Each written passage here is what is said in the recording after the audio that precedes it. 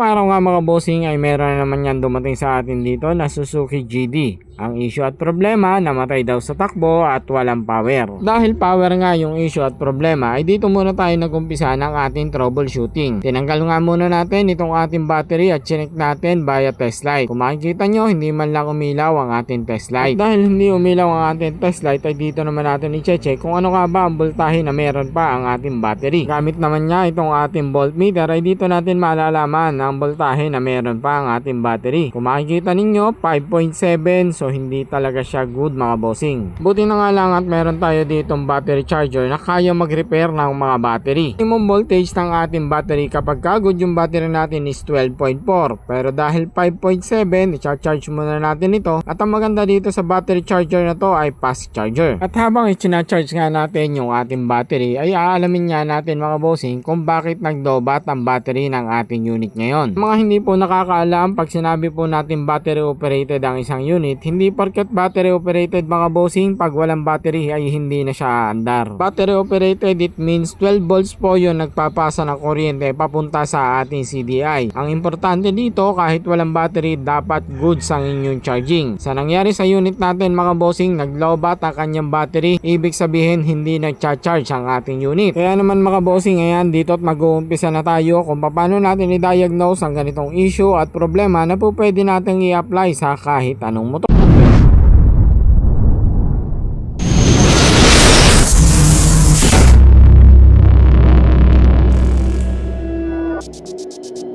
Unang ginawa ko nga muna dito mga bossing ay nilagyan ko muna siya ng ating battery. Tingnan ko at aalamin ko kung magagawa ko mapandar ang ating unit at para malaman natin kung hindi nga ba talaga gumagalaw or nagcha-charge yung ating regulator. Dito nga mga bossing ay ipakikita ko sa inyo step by step kung paano natin ito troubleshoot para iwas tayo sa pagbili ng mga maling pyesa na ipapalit. Dito nga mga bossing, ayan pinapandar na natin ang ating unit. At dito ay papakita ko sa inyo na kahit na umaandar na yung ating unit ay hindi pa rin gumagalaw ang ating voltahe ng ating battery. Stuck nga lang sa 12.4 ang voltahe ng battery natin kahit umaandar na ang ating motor. Dahil nagawa nga nating mapandar ang ating unit, so isa na lang yung hahanapin natin, yung charge ng ating unit, bakit ayaw niyang mag-charge. At ito nga mga bossing, ipakikita ko rin sa inyo kung paano natin i-manual check yung charging ng inyong mga motor. Diba sabi ko sa inyo mga boss, dapat ang unit kahit battery operated, kahit walang battery, dapat umaandar. Ito mga bossing, yung positive line, kapag ito ay tinanggal ko at namatay yung ating unit, yan yung proper checking para malaman kung nagcha-charge ba or hindi yung inyong mga motor. Kung wala kayong mga test light tester, ito yung isa sa po pwede nyong gawin. Dito nga mga bossing, kita nyo naman namatay nga yung ating unit nung tanggalin na natin yung connection ng positive ng ating battery. At dahil nagawa nga natin mapandar ang ating unit, ay dito naman tayo sunod na magto-troubleshoot sa ating regulator. So ituturo share ko sa inyo paano natin naalamin kung saan nagmumula at nagtatapos sa mga kuryente. Dito gagawin po ninyo, tanggalin lang po muna ninyo ang socket ng inyong regulator. Etong dalawang yellow wire mga bossing, ito po yung wire kung saan ito yung galing sa ating stator. Gagawin lang po natin, i-check natin kung meron bang lumalabas na kuryente galing dun sa ating stator. Pag-check na kuryente galing stator mga bossing, gagamit po tayo dito ng ating test light. So kumuha ko na isang wire at itinusok ko sa isang yellow wire para naman mas madali kong maiklip yung ating negative ng ating test light. Kailangan ay parehas na talop yung bawat dulo ng ating wire na ilalagay para madali nating maiklip yung ating negative ng test light. Okay, ito yung ating test light mga bossing. Yung isang clip, yung negative, itatap ko dito sa isang wire. At yung isang wire mga bossing ay tutusukin ko naman ang positive ng ating test light. Parang ganito lang mga bossing. At ang gagawin po ninyo, ikikik po ninyo ang inyong kicker. Kailangan may kuryente at umilaw yung ating mismong test light. Dito ay sinisigurado at tinetesting lang natin kung ano nga ba talaga yung sira ng ating unit. Para bago tayo magpabili ng pyesa ay sigurado tayo sa pyesa na kailangan palitan. Okay mga bossing, ayan kita nyo naman may kuryente.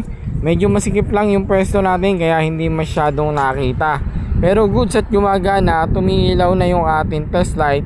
Konfirmado mga bossing, sira itong ating regulator. Kaya naman nga mga bossing ay pinabili na nga natin na regulator yung ating customer. At ito kinakabit na nga natin. Dito mga bossing, pakikita ko sa inyo na kaya natin magpaandar ng ating unit na battery operated ng walang battery. Basta good ang charging ng inyong mga motor mga bossing, kahit walang battery, dapat po yan ay aandar.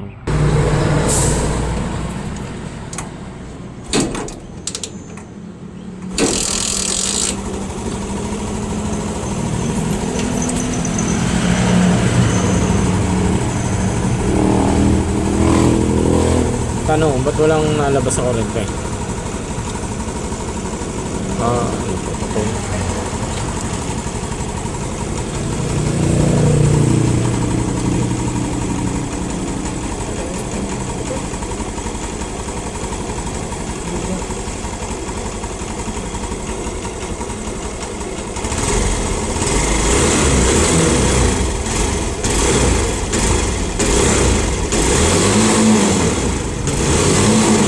Off time.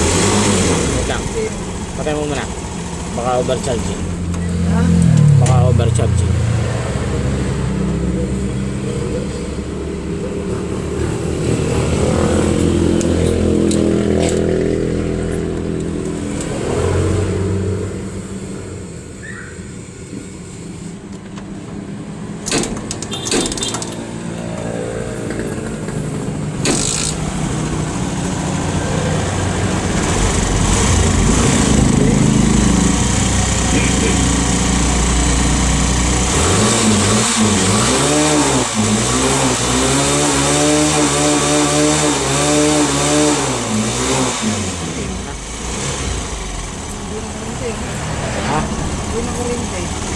Start.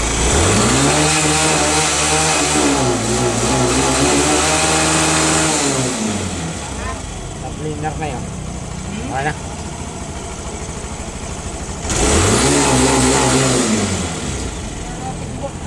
Okay mga bossing, ayan. So kita nyo naman 14.4 yung reading ng ating battery. At ito, kumpirmado nga yung sira ng ating regulator. So kung kanina 12.4 hindi gumagalaw, then nalobat yung kanyang battery from 5.7. So ito, tapos na nga natin kargahan yung kanyang battery gamit itong ating charger mga bossing.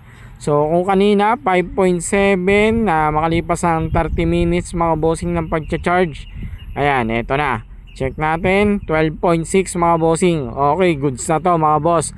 Dahil regular na karga ng ating battery, dapat mga bossing pinaka minimum 12.4. So dahil goods na rin yung ating charging, once na ikabit natin to mga bossing, okay na, magcha-charge na ng full ito dito mismo sa ating motor. Mas maganda lang syempre bago natin ikabit yung ating battery sa ating motor ay goods na at meron na siyang minimum charge. Okay? So ito at naikabit na nga natin yung ating battery na kanina ay 5.7 volts. Ngayon check na natin kung aabot din nga siya sa 14 volts. Start.